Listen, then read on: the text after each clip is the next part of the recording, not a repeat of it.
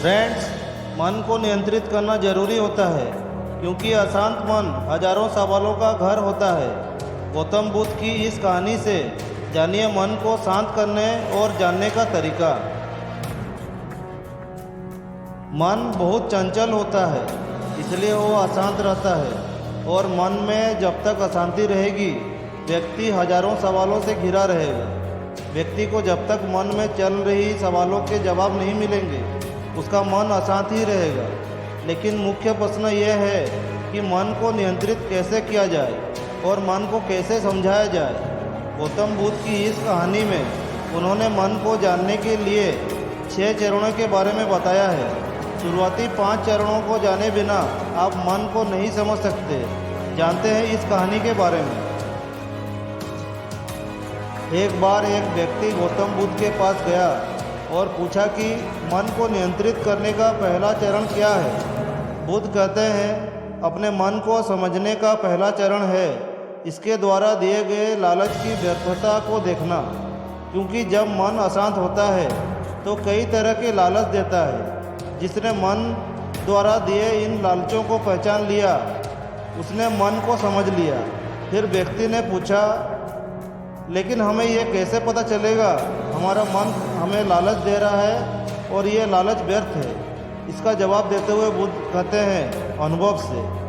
मनुष्य मन के लालच से जिस कार्य को अतिपूर्वक करता है उसमें उसे हानि ही होती है और हानि के बाद ही उसे अनुभव भी होता है। जैसे जिसने वास्तव में ये देख लिया कि नशा करना केवल दुख है वो नशा मुक्त होना शुरू कर देगा। जिसने जान लिया कि ईर्ष्या से खुद का नाश होता है और ईर्ष्या से मुक्त हो जाएगा। मन को समझने का यही पहला चरण है। व्यक्ति बुद्ध से पूछता है, यदि व्यक्ति पहले चरण से यह जान जाता है कि वो मन द्वारा दिए गए लालचों के कारण दुखी है तो फिर दूसरा चरण क्या है।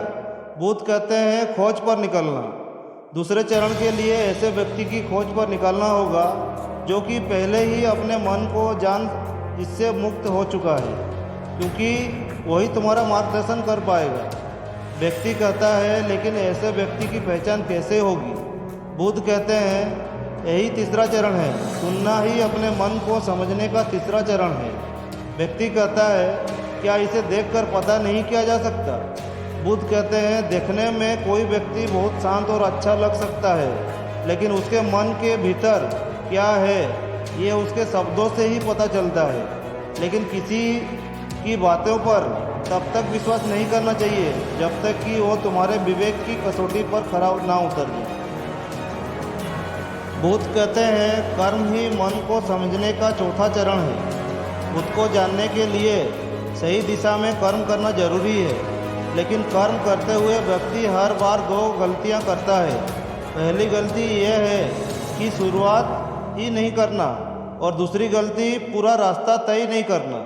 इन दोनों गलतियों के पीछे हमारे मन की ही चाल होती है। व्यक्ति अपने कर्म को पूरा इसलिए नहीं कर पाता क्योंकि वो सोचता है कि मैं कल से शुरुआत करूँगा, तो कोई यह सोचता है कि मैं असफल हो जाऊँगा। इन गलतियों का मुख्य कारण है जागरूकता की कमी।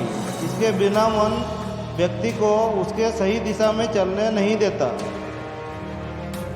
बुद्ध कहते हैं मन को जानने और समझने का 5वां चरण है जागरूकता। इसलिए हर कार्य को जागरूकता के साथ करो। बिना जागरूकता के साथ किया गया कार्य या फिर जिया गया क्षण मृत्यु के समान है। व्यक्ति बुद्ध से पूछता है अपने जागरूकता के स्तर को कैसे बढ़ाया जा सकता है। बुद्ध कहते हैं ध्यान से। ध्यान ही मन को जानने, समझने और नियंत्रण करने का अंतिम चरण है। यानी ध्यान ही वो नाव है जिस पर बैठ मन रूपी नदी को पार किया जा सकता है। जिस व्यक्ति ने इस शुरुआती 5 चरणों से ध्यान को जान लिया उसने अपने मन को जान लिया।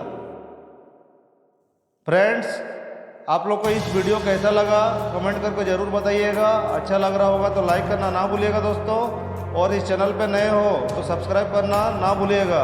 और मेरा जो भी आने वाले नए नए वीडियो है उनका नोटिफिकेशन पाने के लिए बेल बटन को दबाना ना भूलिएगा। तो फ्रेंड्स, चलो इस वीडियो को यहीं पर ख़त्म करते हैं। जय हिंद, जय भारत।